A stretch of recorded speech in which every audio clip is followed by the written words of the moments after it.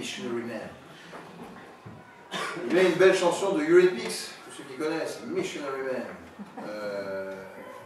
L'idée générale chez ce profil criminel, c'est qu'il veut éradiquer de la surface de la Terre une catégorie de personnes.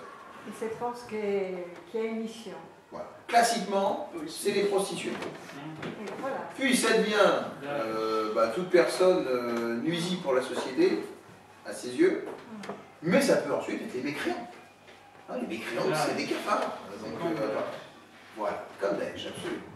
On voit très bien ici le lien possible entre un missionnaire individualiste et un missionnaire idéologique. Bon, et c'est évidemment quelqu'un qui a aussi des relents de justicier, puisqu'il fait justice en mettant de l'ordre, selon lui, en disant voilà, je garde les bons, hein, la race pure, voilà. Et puis j'enlève les méchants, les pas bons, les cafards, la race impure. Tout à fait. Bon, c'est un peu cette idée-là quand même. Donc on n'est pas loin non plus, vous voyez, des nazis de toute forme de d'épuration ethnique. Les pêcheurs, les pas pêcheurs. Voilà. Donc, quel que soit le bord ensuite idéologique, bien sûr. dès lors qu'il est radical, pour une sans raison. Voilà. Qui va éliminer une catégorie de la population pour des raisons idéologiques. Voilà. Et puis on rajoutera enfin que le missionnaire fait partie des, comment dire, des plus inattendus. C'est-à-dire que on parle souvent de Monsieur Commando, Monsieur Terminator, Monsieur Machine à tuer, voilà, hein, quelque part. C'est quel côté un peu automatique chez le personnage, c'est-à-dire que imaginez que vous ayez une bombe aérosol, vous savez la bombe, le spray qui permet d'éliminer les moustiques, les mouches, les insectes en tout genre. Ah, c'est ici. Mais c'est ça, c'est vraiment ça, c'est-à-dire que dans le côté machinal, mécanique, automatique du personnage, c'est-à-dire, ah, un cafard, attends, bégon vert, je s'en fous, c'est fini.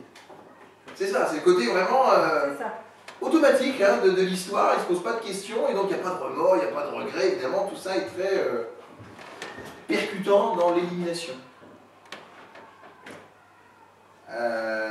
Et après, j'insiste bien, les cafards, on les laisse là où ils sont, ou alors on prend un coup de balai et on enlève ça. Me revient encore l'histoire, je ne donnerai pas son nom puisqu'il vaut mieux pas, mais en tout cas de ce jeune homme qui est à l'origine, depuis la Syrie, ou le pays, je ne sais plus. En tout cas, il avait séjourné en Syrie, à l'origine donc des attentats du Bataclan, du 13 novembre. Ce jeune homme qu'on voyait, qui est jeune, parce qu'il avait 25 ans, enfin 30 ans en tout cas, mais il était, on voyait barbu, etc., et puis il traînait des cadavres de mécréants qu'ils avaient tués, donc, effectivement, pour les mettre dans une fosse. Et puis il était tout content, comme ça, Je me souviens. Voilà. Je crois que tout le monde, l'image a fait le tour du monde un peu comme les Twin Towers. Et ce qui est important de dire ici, c'est que vraiment, l'individu considère l'être humain mécréant dans ce cadre comme de la merde à mettre à la poubelle, comme des tas de feuilles à enterrer dans sa forêt, dans son truc. C'est ça, et c'est pour ça qu'il nous parce que nous c'est extrêmement choquant. Il y a des êtres humains qui sont attachés par des cordes et des machins, etc. Et ils sont traînés comme ça pendant une bonne heure, jusqu'à ce qu'ils soient dans le trou. Et lui, tout content, tout joyeux, comme si c'était la... Voilà, une victoire. Ouais, non, mais vraiment, on l'a vu dans la vidéo. C'est ce côté-là aussi chez le missionnaire. Alors, et c'est pour ça qu'un missionnaire sera toujours content et pourra faire la fête après sa mission. C'est ça. Il a réussi sa mission, en clair. Hein. Et donc il est content, il est... Mohamed Merah, il est tout content, hein, après qu'il a tué ses 3 militaires, et voilà. On le verra effectivement festif. C'est les chevaliers, justiciers. Très jovial. Alors, le missionnaire, est-ce qu'il contrôle la scène du crime? Oui. Bien sûr. Les lieux, la scène, les victimes. Est-ce qu'il y a un peu de working? Non. Pensez donc encore une fois à Mohamed Merah. C'est pan. C'est-à-dire que c'est une exécution, une balle dans la tête. Voilà, c'est... De ce point de vue-là, il est confortable. Dans le reste là, c'est nature de confort, pour l'instant. Est-ce qu'il y a une scène de crime chaotique? Non, c'est pareil pour que le tueur de confort. Est-ce qu'il y a des preuves donc, de torture? Non, ils s'en foutent. C'est justement, c'est pas des cafard, c'est il va pas dire tiens, je vais te mettre dans un bocal et puis je vais voir ce que ça fait pendant une semaine. C'est pas du tout son truc. C'est élimination directe et totale et immédiate. Le corps est déplacé. Non, au moment où il tue, non, c'est sur place. Et il s'en va. Donc là, pour l'instant, c'est exactement pareil que le tueur de confort. Victime spécifique, oui. Il faut tomber sur un mécréant comme il faut tomber sur quelqu'un qui marchera dans le piège du confort, du comfortable serial killer. Il y a aussi donc l'arme sur la scène du crime. Et ben c'est là où la différence commence, puisque pour le tueur de confort, rappelons-nous, c'est oui, et sur donc voilà, pour le missionnaire, c'est non, c'est-à-dire qu'il emporte l'arme, il ramène. De la même manière que c'est une victime relationnelle, oui pour un tueur de confort, non effectivement pour un tueur missionnaire. Deuxième grande différence. Pareil, victime connue, dans le même genre, oui d'un côté, non de l'autre. Aberration sexuelle ou acte de ce genre-là, non dans les deux cas. Armes de torture, tous les deux ne sont pas du tout intéressés par la torture. Quand vous êtes en mission commando, vous devez éliminer effectivement des enjeux Call of Duty. Ensuite, il étrangle ses victimes, ça n'intéresse pas le corps à corps. Pénétration sexuelle, c'est possible. C'est là aussi une grande différence. Parce que la version commando, il y a l'idée que on peut, disons, si l'acte sexuel, la composante sexuelle fait partie donc du commando, alors la personne devra y passer. C'est un peu comme si vous dites, voilà, j'ai un contrat qui est de type, voilà, vous allez éliminer cette personne, mais avant d'éliminer, vous allez tous la violer. Les viols, voilà, c'est une espèce de contrat, voilà. Qui passe avec ça, malheureusement. Nécrophilie, non. C'est pas du tout ce qui intéresse, et là, pour le coup, on a un homme.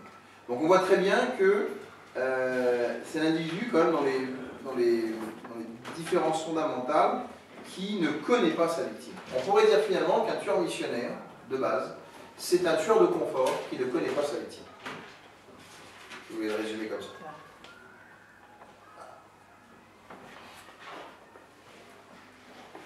Et moi, j'ai eu l'opportunité, en tout cas, qu'on me décrive la vidéo de Mohamed Merah. Et vraiment, on a affaire à quelqu'un dont le scooter était sophistiqué, nettoyé, entretenu, plutôt sportif, voilà, avec des rangements noirs, concessionnel, ça m'a mis choses comme ça. On a bien sûr quelqu'un qui a repéré les lieux, qui connaît très bien sa zone de circulation en aller et en retour, hein, pour la cavale, pour la fuite. On a quelqu'un qui a prévu ses gants, qui a prévu l'arme, qui a vraiment tout vérifié, et puis on le voit arriver donc vraiment avec son casque ou pas, mais en tout cas qui est clairement militaire dans la façon d'être et d'exécuter ses victimes avant de repartir de manière tout aussi contrôlée, sophistiquée même je dirais, tout en se laissant aller à des Allahu Akbar 4, 5 fois, 6 fois sur le chemin du retour. Et là, plutôt joyeux, là, plutôt excité. Ouais. Bon, donc l'idée, c'est que vraiment on ait affaire à ça. Et pour finir, durant les 10 minutes qui restent, parce qu'ensuite il faudra savoir justement à quelle catégorie appartient Guy Georges. On va aller sur le cœur de la scène du crime de Guy Georges. Qu'est-ce qu'il a fait, qu'est-ce qu'il n'a pas fait. Il y a donc le Lust et le Thrill, qui sont donc des tueurs en série finalement, des sous-catégories du power control. Ce sont des criminels organisés Lust, organisés Thrill, mais il y a quand même quelques petites variations. Lust, c'est jouissif, c'est le plaisir pur. Thrill, c'est faire peur. Faire cauchemarder la victime. Qui masque quelque chose de très particulier. Alors, dans les deux cas, je vais les comparer tous les deux, comme ça va aller plus vite, vous allez voir si les différences assez flagrantes. Scène de crime contrôlée puisque c'est organisé, mais d'ores et déjà, il y a de l'overkill chez le Lust. Il aime faire prendre son temps, effectivement, et s'acharner sur sa victime par jouissance. Donc, si vraiment il y a de l'acharnement, de l'overkill, tout de suite on pense à Lust. Voilà. C'est la jouissance. Voilà. Et par contre, pas chaotique. C'est là où on voit le contrôle, justement. C'est pas chaotique, c'est du sadisme contrôlé. Dans les deux cas, il y a des preuves de torture. Dans les deux cas, il y a un corps déplacé. Dans les deux cas, il y a des victimes spécifiques, évidemment, que tel un organisé. Dans les deux cas, l'arme n'est pas sur la scène de crime, puisqu'il l'a amené et remporté. Dans les deux cas, il n'y a pas de victime relationnelle. Dans les deux cas, il y a des victimes connues. Il n'y a pas d'équipe connue, pardon. Dans les deux cas, il y a une aberration sexuelle présente, puisqu'il veut se laisser adonner à son sadisme. Dans les deux cas, il y a une arme de torture, puisqu'il s'adonne à la torture, il aime ça, soit pour en jouir, soit pour faire peur. Dans les deux cas, il étrangle. Voilà, quelque chose de très intéressant. C'est un des rares, justement. On voit bien ici la différence entre les trois premières catégories qui sont plutôt inorganisées de ce point de vue-là, et quand on rentre dans le registre des profils plutôt organisés cette fois-ci, alors on est dans l'étranglement. L'étranglement, c'est sadique. Hein. Je rappelle qu'un étranglement, c'est basique. En moyenne, statistiquement, vous prenez au moins 7 minutes avant de tuer la personne dans vos mains. 7 minutes, c'est long. C'est énorme. C'est énorme. Surtout Moyenne, ça, évidemment. Hein, il y a qui un peu plus avant, un peu plus... Mais 7 minutes, c'est long. Il Ça, faut vraiment y aller, quoi. Il faut voir la personne, les yeux exorbités, qui râle, qui se débat, qui gémit, qui... Face à un crie. tueur, Voilà, 7 minutes, il faut tenir. Hein. Bon. C'est énorme. Ah ben, voilà. Lève-toi. C'est pas comme dans les films, vous avez là. Ah non, là c'est pas comme ça que ça se passe dans la vraie vie. Hein. Donc effectivement, on comprend mieux le sadisme de ce point de vue. Pénétration, oui, puisque ça passe aussi par le plaisir sexuel. Objet, le cas échéant, puisqu'il expérimente tout, par plaisir ou par peur. Nécrophilie, alors c'est là où on voit très bien la différence. Le lust, il va sur le terrain de la nécrophilie, alors que le thrill, il n'y va pas. Le thrill, en fait, il veut juste faire peur. Donc faire peur, c'est bien ce que ça veut dire, c'est pas la jouissance après la mort, c'est uniquement donc avant, lorsque la personne est apte à voir la peur. Dans les deux cas, c'est un homme. Évidemment. Ça va? Avez-vous des questions? C'est super. Est-ce que, par exemple, si je vous pose quelques questions, vous pourriez répondre sans aucune... Hein? Si je notais au passage, effectivement, ces questions, ce serait pas mal aussi. Ouais. Allez, c'est parti. Ma chère Anissa, qui peut passer un... Parce que tu es fatiguée, je sais. Vous passer un petit souffle. Anissa, dis-moi, Landru appartenait à quelle catégorie?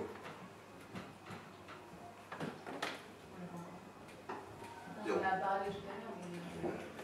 Allez. Qui peut répondre à cette question, Laura? Tu as beaucoup. Merci.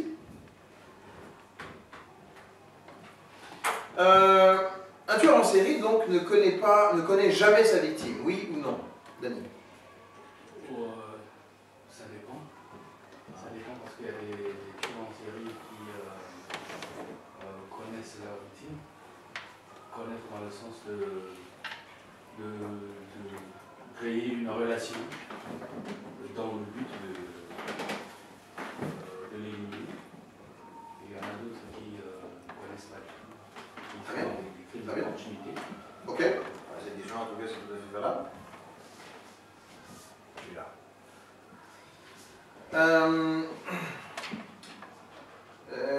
Il y a donc à peu près 40% des viols inorganisés qui sont commis par des tueurs en série. Qui a posé cette question-là? Voilà. Il y a 40% effectivement. Faux. Par des tueurs qui sont psychotiques, compulsifs, inorganisés complètement, et qui déchaînent donc leur frustration sexuelle. Oui ou non? Voilà. Donc en l'occurrence, c'était non. Quelle est la vraie formulation? Je répète ma formulation. Il y a carrément 40% des viols inorganisés qui sont commis par des tueurs en série. Tout à fait. En réalité, le chiffre, c'est quoi? Plus de 40% des crimes sexuels. Crimes sexuels, voilà. Donc qu'ils soient organisés ou inorganisés, peu importe. Voilà, D'accord? plus inorganisés. Ok. Est-ce que donc les tueurs en série recommencent toujours?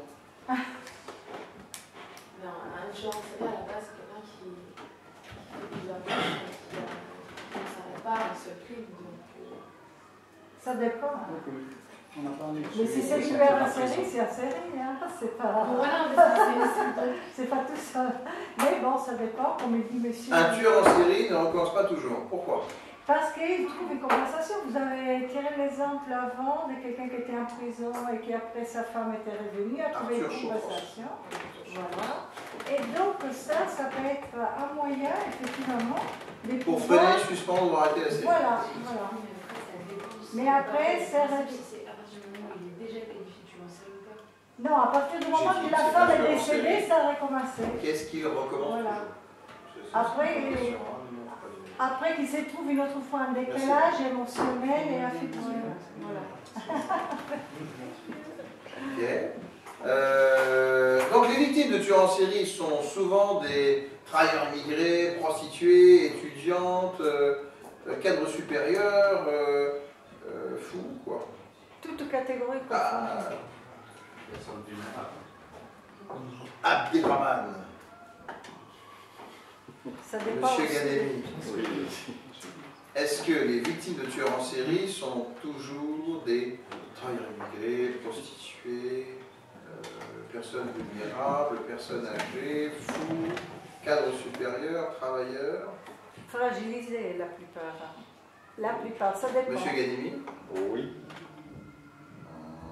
Ça dépend, hein, ça dépend. La vraie réponse, c'est Ça dépend. Toujours des gens vulnérables. toutes les victimes de tueurs en série ont une forme de vulnérabilité. Voilà, des fragilités. Non, quand je vous ai dit dans la liste, ça commençait pas mal. Prostituées, travailleurs immigrés. C'est pas que ça. Et voilà. J'ai également dit les enfants et les personnes âgées. Là, c'est dans la liste que je vous ai donnée. Mais j'ai rajouté qui dedans? Personne seule. Les fous, bon, les fous, là, ça. Mais j'ai même dit les travailleurs et les cadres supérieurs. Alors, dans ce cas-là, on dit pourquoi il y aurait une forme de vulnérabilité rien qu'en disant ce mot-là? Vous voyez? Bien. Donc, 2 minutes. Alain, Je ne suis pas là. vous êtes donc vulnérable. Faites gaffe. Tu es renseigné autre. Faites attention à ça. D'accord. Ah bah oui, c'est terrible ça. Alors dites-moi, Denis Zaguri pense quoi en général sur les tueurs en série? Oui, vous pouvez regarder, ça ne dérange pas. L'essentiel c'est de savoir. Qu'est-ce qu'il va dire? Je sais même plus ce qu'il pense. Zaguri. Vous savez pourquoi je dis vous pouvez regarder parce que le temps que vous trouviez. On est déjà ce soir. Voilà. On est Non, là. j'exagère peut-être ce soir, c'est un peu dur. Oh, Ouais. bien alors. Non, mais. Donc que pense Denis Zaguri? C'est qu'il y a une. Ah oui, une diversité. Ouais, tous les. Oui, en gros, c'est ça. Il y a En fait, tous les tueurs en série ont des caractéristiques communes. ça commence par une grande diversité d'abord, Et qui ont des mais ils ont un nœud central, en tout cas, de composantes communes. D'accord. On n'a pas dit lesquels encore. Mais on en restait là. Très bien. Ok? Bon, vous l'avez envie. Jugurtha? Monsieur Parache. Ah, dites-moi, un loust serial killer. Loust serial killer. Ça veut dire quoi? On peut le résumer en disant quoi? Le loust serial killer. La jouissance, douce, c'est... Oui, il a comme les répondu deux. déjà. T'as 0 Voilà. parce qu'elle a répondu plus vite que toi. Pas de chance. Jouissif, bien sûr. La joie. Loust.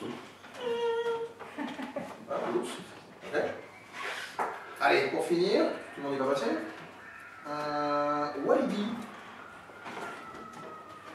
Il fait peur, lui. Hein. Cette remarque n'appartient qu'à vous. Dans le film. Ah, il n'est pas vu, c'est dommage. On va peut-être pas lui demander ça. Un tueur en série de base démarre sa série criminelle à quel âge et finit sa série criminelle à quel âge? J'ai pas... Un tueur en série, statistiquement parlant, en gros, bien sûr, il démarre. Laissez-le parler si vous voulez bien. Monsieur.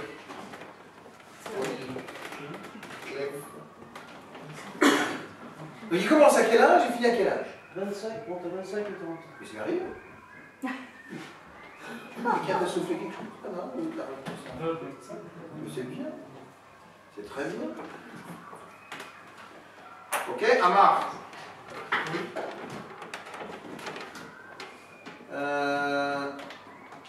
Est-ce qu'il existe des tueuses en série et lesquelles? Il existe. Effectivement, en disant lesquelles, je t'ai beaucoup aidé là, sur la... Ah bah oui. Donc lesquelles, mon frère? En général, on les retrouve comment? Elles font quoi? Les femmes. Elles font quoi? Le sable. Les femmes sadiques! Non. Un peu de poison, hein? Oui, un peu de poison? Voilà. Excellent. On a reçu. Je vois plus. Tu l'as. Je me suis jeté sur le tête. Voilà. Et qui j'ai oublié? J'ai oublié personne? Et quelqu'un j'ai oublié? Basta! Et Jade! Elle croyait, elle croyait s'en sortir, mais non! Alors. Il a cherché.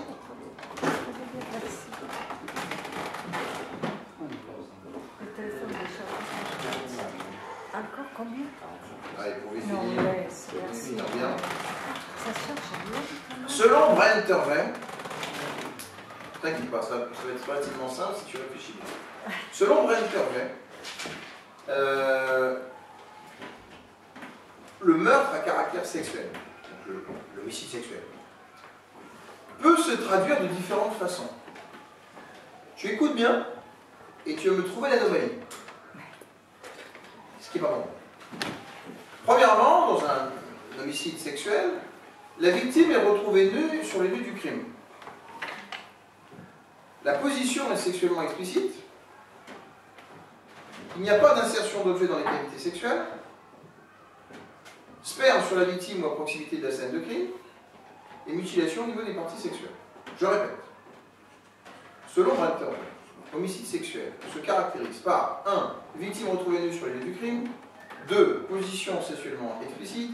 3. Pas d'insertion d'objet dans les cavités sexuelles. 4. Sperme sur la victime ou à proximité de la scène du crime. 5. Mutilation au niveau des parties sexuelles. Qu'est-ce qui est faux là-dedans?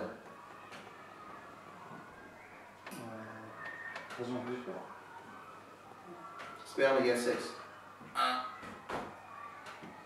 Qui répond? La non-introduction des... Pas exactement. Exactement. Tout ce qui est sexuel participera à un travail au corps sexuel. Donc, que ce soit des objets, que ce soit la pénétration, que ce soit le sperme, que ce soit de tout ce qui est en relation avec le sexuel, sans sexuel. C'est très simple au bout du compte. Seulement, il fait un petit peu de distinction dans l'histoire. Quand je dis pas d'insertion d'objet, c'est comme je le disais, voilà, moi déjà un homicide sexuel sans te toucher, sans mettre des objets même. Non, pas ça. L'inorganisé fait ça.